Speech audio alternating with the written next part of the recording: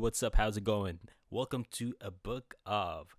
In this episode of Open Book, we are presenting to you the recording of actor Ronen Rubinstein's interview. Ronen stars as TK Strand in the hit TV show 911 Lonestar. This is the interview included in the collector's print edition of the magazine. If you're interested in purchasing your collector's print copy, please see the links below the video. Anyway, here's our clip from Ronen's interview. Enjoy and thank you for listening. Ronen, thank you for the wonderful shoot today. It was so fun, man. So, my first question for you, how did you book the role of TK? I booked the role of TK. It started with a regular audition for Eric Solier. And then cut to 4 weeks later, after not hearing anything, I get a call that I am testing for the role. I go in at Fox Studios, I test for the role, and then 2 days later, I get a call saying, Rob Lowe wants the chemistry read with you.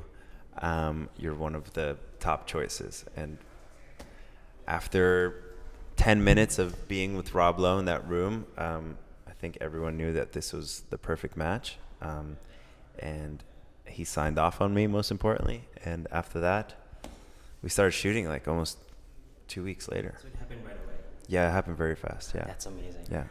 How much research do you have to do to be in TK's character? Oh, man. Well, there's a lot going on. He's super layered. There's a lot going on beneath the surface. The biggest research was just coping with what it would be like to want to take your own life, because we see that immediately in the first episode. So sort of having that as the base for every other episode, just keeping that in the back of my mind was, I mean, it's a pretty complicated storyline. You know, he goes through a lot. There's heartbreak, and there's attempted suicide, and a drug addiction, and then we find out that his dad has cancer. So we just add that on top of everything. So there's, I think, research. I just reading a lot, watching a lot of films that sort of played with this sort of theme, seeing how they portray it, and just taking ideas from a lot of different characters, and yeah, just a big combination of all that. You mentioned in one of your IG live broadcasts you did a ride-along. Yeah. How was that? How was that experience like? That was a big eye-opener. That was more than enough research of what these men and women go through every day, you know?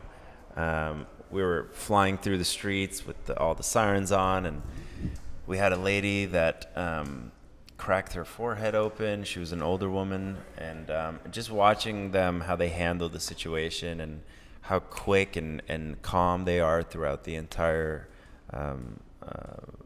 pretty much rescue.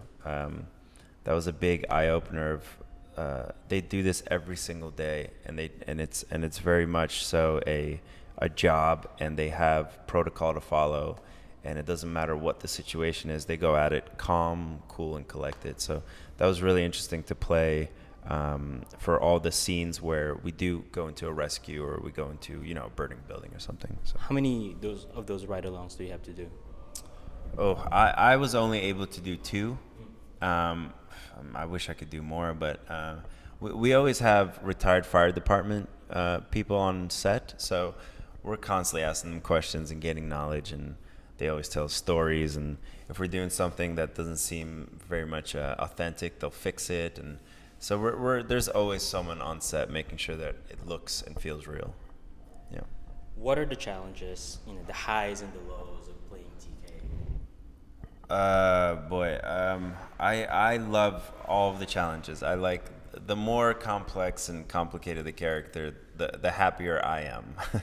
At least as an actor, maybe not as a character, but it just challenges me on multiple levels, and it's sort of what we talked about earlier. But there's just a lot of complex themes that I have to navigate when it comes to TK, and all of that for me is sort of the highs of the character. I enjoy the complexity of him, and I enjoy really digging into these layers that I've never really dug with any other of my other characters. So, yeah. Given the opportunity to play a firefighter on TV, would you entertain the idea of being one in real life? No, these men and women are much more brave than I am. It's one of, I would say, probably one of the hardest career choices ever. It's pretty much a 24/7 job. You're risking your life every single day. We know how privileged and lucky we are to portray them as actors, not as real firemen. And we try to never take that for granted, and just have a level of appreciation for them every single day, because I always say this, they are the real superheroes. When something bad happens, no one's flying in with a cape and no one has beams shooting out of their eyes. It's the fire department, the police department, the emergency medical department. So there's a massive level of gratitude for them, and I'll leave that to them. That's not my job. How was it to work with Rob Lowe, Liv Tyler, and the cast? It's amazing. I always say it's like I feel like a student. So every day I show up to set, I metaphorically have my notebook out, and it's just, a lot of my scenes are with Rob. So just getting to watch him every day and getting to play off of him and just getting to do scenes with him, and it's been the biggest learning experience of my career so far. And even when we're not shooting outside of work, just talking about Hollywood and different writers and different scripts and different characters, it's this constant level of knowledge, and I don't get to work with Liv as much, but I hope maybe down the line I will. But it's the same thing when she's on set. Everyone is on their best behavior. There's a higher standard with Rob and Liv, and then the rest of the cast have been a dream. It's always tricky when you work with such a big ensemble. You don't really know if you're gonna mesh or what their work ethic is. And so far, it's been amazing, and you can see it on the screen. You can really, really see it on the screen, and that's authentic. You can't really fake that. And the writers see it, and they write to it, and everyone sees it. So so far so good. Now that you're within the 911 universe, Yeah. did it ever add extra pressure on your part as an actor? No. I've gotten this asked before. I don't look at it as pressure. I look at it as almost it just forces me to up my game, and I love a challenge. I think that's like the inner athlete in me. It's like if there's ever a challenge, I run to it. And being in a universe that's created by pretty much the king of television, Ryan Murphy, it is such an honor, and I'm beyond grateful that it just makes me enjoy the work even more, knowing that this is the person that's looking over us, So yeah. Do you have a favorite moment or episode of the show? Oh my God, yeah. I have. Well, now I have two. In episode 3, the police station scene with TK and Carlos. That was definitely my favorite scene of the season so far. But then I just shot something in episode 9 that I can't tell you guys about. But it's between me and Rob Lowe. And I think that might be my favorite once we see how it's cut together. But I literally made an Instagram video. I ran back to my trailer and was physically vibrating because we just we clicked. And when a scene clicks like that, it's pure magic. And it doesn't happen very often, but it did that night. And you guys will know what I'm talking about when it comes out. So fans need to look out for that. Yeah, episode 9 for sure. Yeah. Well, out of all the characters that you played so far, is there any specific favorite? It hands down this one. This one. Hands down. It's just a big culmination of who created it, the network, the people that are involved, the character, the layers, the complexity of TK. I haven't faced like this before, so it's just been an overall dream come true. Yeah. Out of all the, has acting always been your career choice since you were young? I didn't necessarily know it was a career choice when I was younger, but I always had an entertaining, like bone in my body. You know, I always hear from my family that I always was the person to like dance or sing or try to make people laugh in like family gatherings or at dinner. I'd always like be the one to crack jokes, and so there was something always in me that needed to entertain. And then it wasn't until high school and I was introduced to theater that I was like, oh wow, you can actually do this as a career. And then it was like this or nothing else. And then just right after high school, was that when you did the first Sundance film? Yeah, I actually. Right after high school, right? Yeah, so I shot it in between. Was it junior? I shot it somewhere around senior year of high school, and then it didn't come out until almost a year and a half later. So I didn't really think there was much to it. I was like, okay, that was really cool. It was my first leading man in a movie, but it was this tiny indie, and then It Felt Like Love is like a hit film at Sundance. So after that, and being, I think I was 19, after that, that was my big eye opener of like, wow, this is like, and it's just real. It was a moment for me to see that, oh my God, this is actually happening. Something can come out of this. Who would you say are your inspirations in the industry? Oh man, well, I've never met them, but I feel like I've been a student of theirs for decades. Brad Pitt and Leonardo Dicaprio. They're from the moment I was a little kid. Those two were the ones I always gravitated towards. If they had a movie, I had to see it opening night, and I rewatch their films, and I study their films, and those two are sort of my everything when it comes to actors, and they have the career that would be a dream come true. Now let's talk about Carlos. Yeah. How do you approach and take on your role and the relationship? How was that? It's amazing, man. I can't say much more. It's just been a complete whirlwind of just love. It all comes from a place of love, and I think people for the first time, at least on network television, are seeing themselves on screen, and they feel represented, and they feel represented in a really positive, lovely, good way, and I think obviously Raphael is an incredible person, an incredible actor, so people are latching on to this relationship for a reason. They feel that we care, they feel that we love these characters, they feel that we love this relationship. And it shows, and it's our scenes together. I always say this: our scenes together are my favorite scenes because there's something in the air that you can almost feel. There's this the chemistry it's through the roof, and it happened from the moment I met him in the chemistry read. We were testing a couple of guys, and as soon as he left the room, I was like, "That's him. That's Carlos," and everyone was like, "Of course, that's." It was crazy what just happened. And then you have things like the police station scene, which was like one of the most fulfilling moments as an actor for me. And it can only happen with someone that's given their all across from you, and Raphael does that every single scene. I mean, you two have a very good off-cam relationship. Yeah, we have a lot of fun. Yeah, I mean, how does that help in portraying the characters?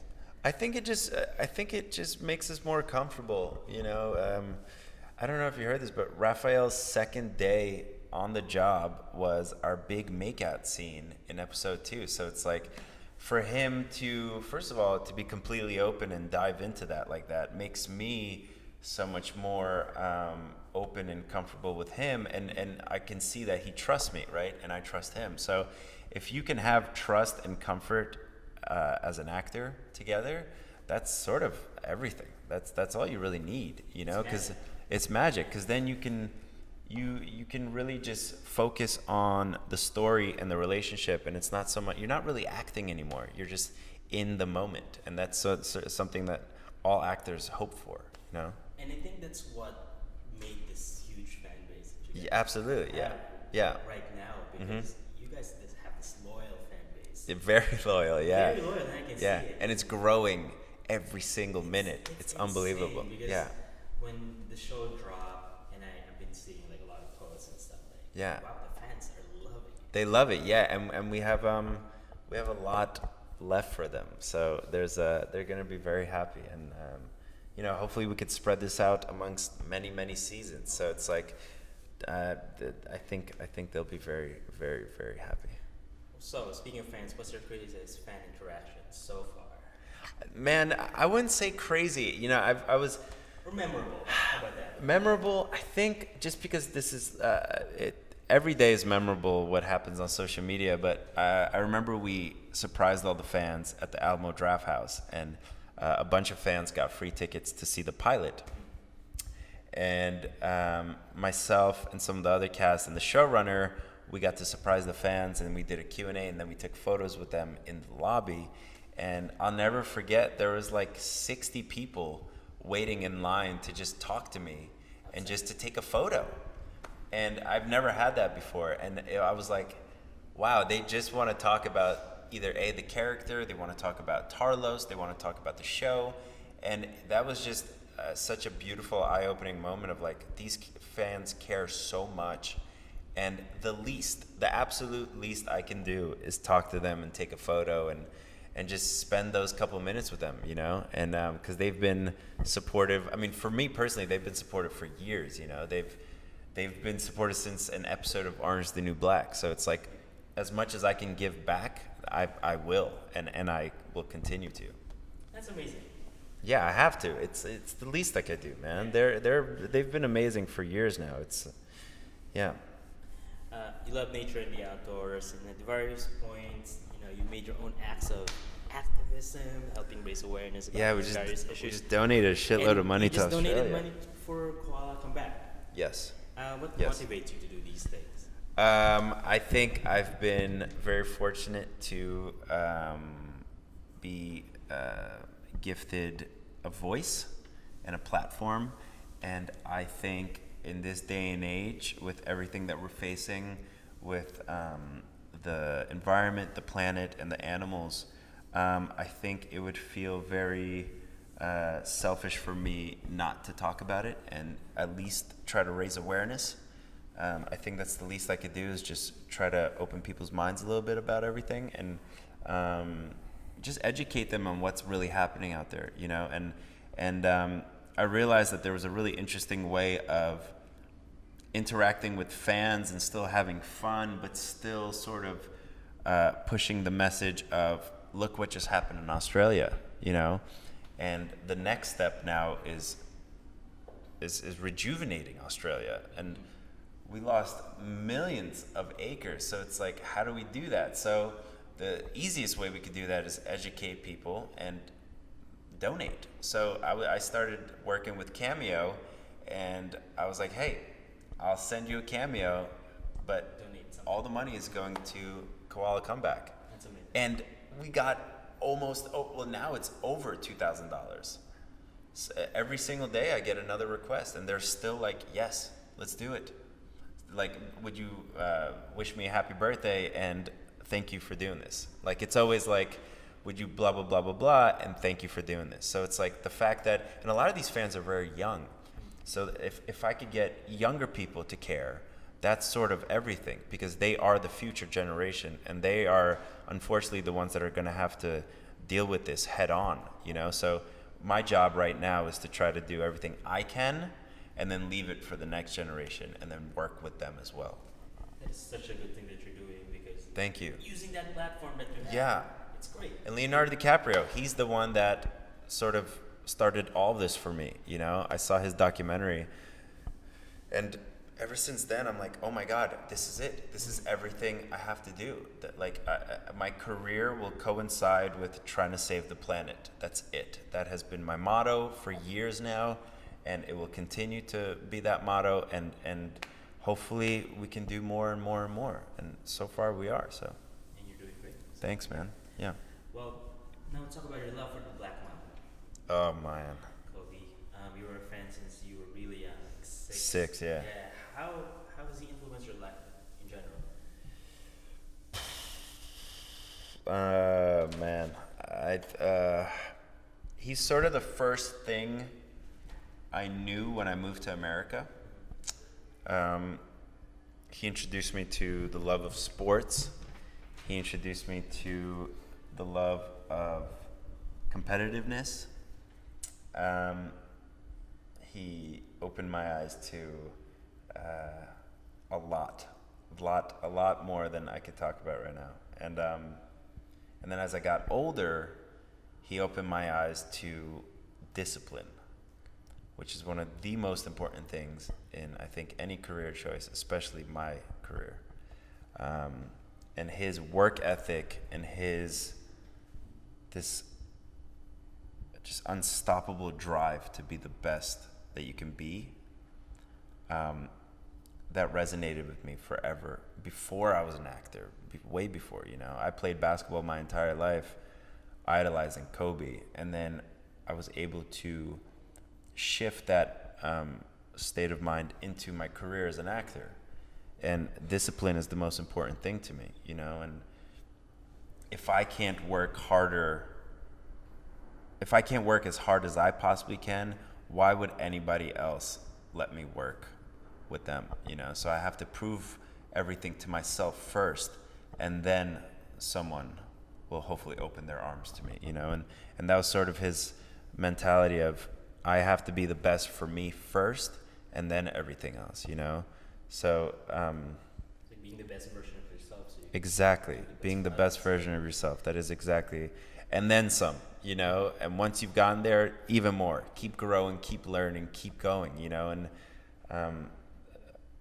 yeah, his passing really messed me up because it happened out of nowhere, and it's it's one of these people that seem invincible, they're almost untouchable, and it just shows you how precious life is. And his young daughter was in there, and she was 13, and it's just like, life is so precious, and we need to really need to give our all and just treat people well, man. And I think love should be the key to everything, because you never know. You really never know. So it's been a very interesting couple of weeks.